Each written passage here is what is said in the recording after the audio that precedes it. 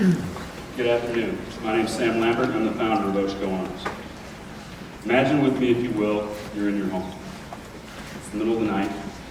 Your kids are asleep down the hall, or maybe you have company in the front bedroom.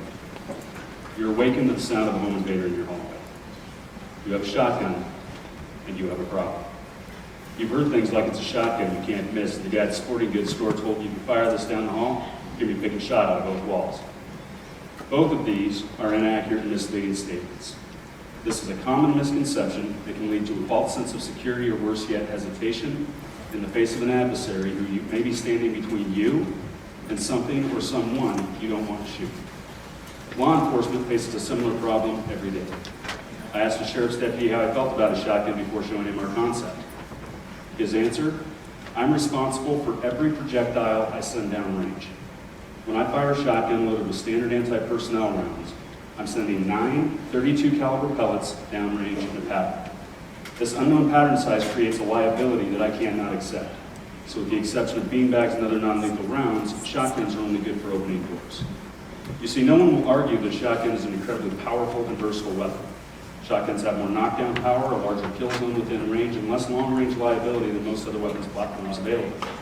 Yet the risk of collateral damage is enough to convince the majority of law enforcement to leave their most effective tool in the trunk of their car. Our solution to these problems? Turn the shotgun into a precision instrument. Our patented multi-laser sighting system does exactly that.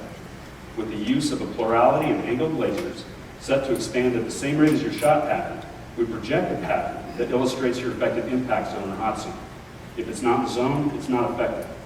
This system allows for faster target acquisition with immediate visual feedback, significantly reducing your risk of collateral damage. 1/10 of a second can mean the difference between life and death, whether you're a Navy SEAL clearing a compound, a police officer running into an active shooter scenario, or a single mother defending your children from a home invader. The benefits of the Ochco Arms Hot Zone system are simply unmatched. Our most conservative projections are to sell 250,000 units in our first 4 years of operation. We know that once operational, it will cost approximately $95 parts and labor to build each unit. We can wholesale each unit for $219.99, leaving us with approximately $124.99 gross profit, coming to a grand total of over $31 million in our first 4 years of operation. Our accomplishments to date: we're awarded our patent June 11th of this year. We have a management team in place, and we have multiple companies interested in our intellectual property. Any questions?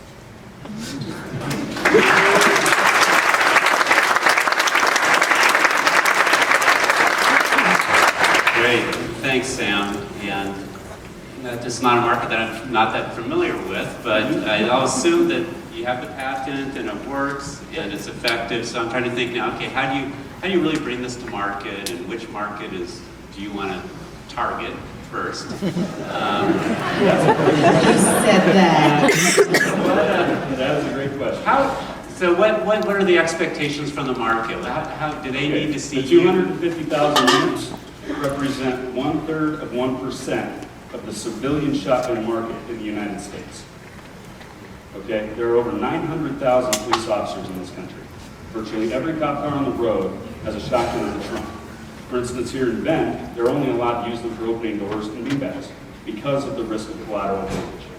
Our advisory board is comprised of police, SWAT officers, sheriff, deputies, special forces guys, standard military, homeland defense.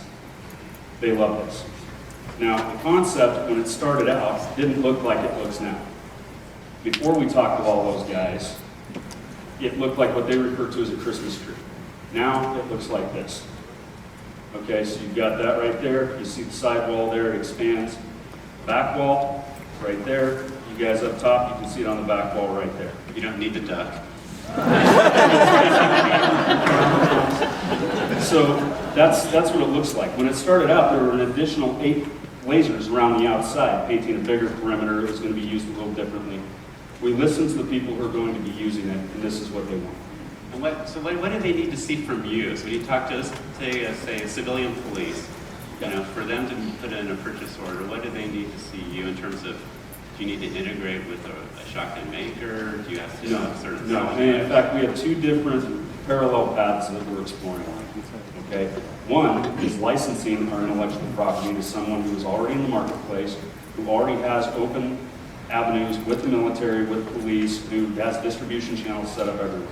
Okay? If we can do that, we're done. We're good. Yeah, that sounds great. So that's ideal, right? But what we're running into, we have approached the largest laser sight manufacturer in the world, and they love it. They took it to the teams for us. They took it to the SEALs for us. We got feedback through them. That 250,000 number, they came up with the same number. So this stuff has been validated. What we're running into is the success in the firearms market right now has created a situation where no one has production capacity for anything. Okay, everything flies off the shelves. They can't build enough of what they have now.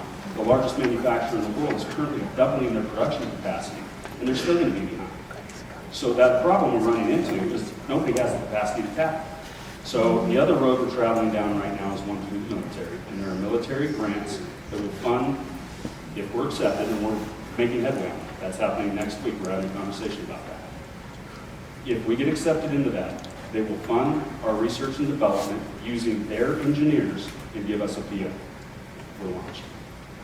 That's the other avenue. We sell it to the teams, we sell it to special forces first, then we go to police, then we launch on the civilian market. Okay, and so that 250,000 unit, that is only the civilian market. We're expecting between 50 and 100,000 units in military and police, and those are direct sales. So instead of $124.99, we're looking at $224.99. So before we hit that $31 million mark, we're going to sell another $22.5 million. That's profit. That's gross profit. So what kind of liability do you run into in a market like this, where you've got a product that's kind of making a promise, but maybe you're not making a Right, it's promise? going on a firearm. It's going to be used. Yeah. Right. Okay. That's a great question. That's one I run into a lot. The thing you have to remember is that our technology is not new technology. Every piece of our technology has been tested. Okay? It has been in use for 30 years. Our technology is simply the use of proven technology in a way not previously contemplated to address a need in the marketplace. What that means is it's already been proven, it's already been tested, and the liability lies in the hands of the person pulling the trigger.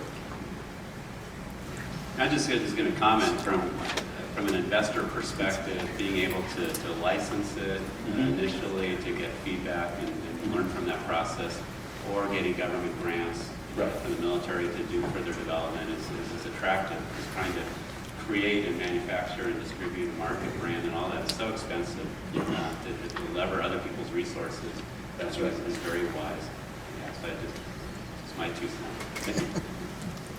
Maybe questions from others? I have a question. Yeah. Am I on?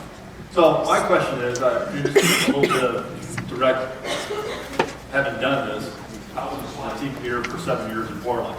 So I carried a shotgun with a laser sight on it, the laser products, one beam. Right. The only thing I carried in it was a slug. So because I couldn't carry, if I carried buckshot, I didn't know where it was going to go. Right, So exactly. this is like fighting my home turf. That is exactly what we hear. Now my question for you is, why do you need $10,000?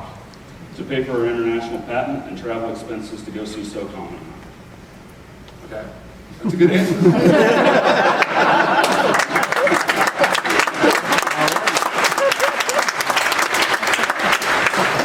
Randy, did you have a question?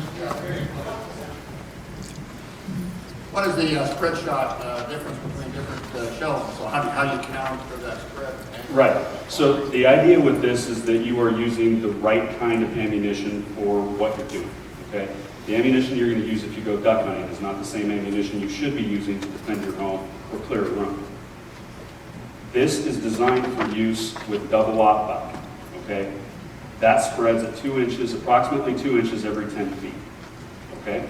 Now, if you go to something like 4-shot, which for those of you who don't know shotguns, it's used for upland gamers, those kinds of things. That spreads like a bell pattern. Okay, that's much more difficult. Close range, it's still going to be effective, but it's not what you should be using for tactical or home defense. Okay, so this is encouraging you to use the right instrument for the job. So I have a comment actually over in the panel. Okay. you know, this is not my field of expertise, and I would normally be kind of disinclined to like gunny kind of things. But so for me, this is just a comment, not a question. I want to commend you on having an exceptional presentation because, you know, like you're totally, you've won me over. I think this is a great idea. I think it sounds like a great product. It sounds like you're an expert in your field, and that was no small feat. So, congratulations.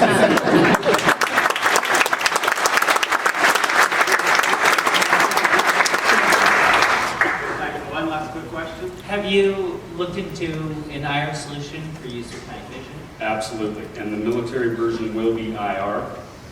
Other military solutions are this technology is not just for shotguns. Okay, so IR is one of many things we are going to have to build. The military is going to want, not exclusively IR, but the teams are going to want almost exclusively IR. That's what they're using now. Okay, and so the other applications would be like for our IAD destroyers or disruptors our guys are using overseas right now. Okay, they're using these devices to get rid of the IADs, dismantle them without losing all the data they can gain to go find the bad guy to put. They're currently using a single laser system to sight that. It's very difficult to see, and it does not paint the blast radius. This can do that. Okay, so it can be used on rocket-propelled grenades. It can be used on carbines, just with a different, you know, picture a triangle instead of a box. Your brain picks up that triangle more quickly than a single dot. Again, target acquisition time. You can put that on machine guns, carbines, handguns, tasers, pressurized gases.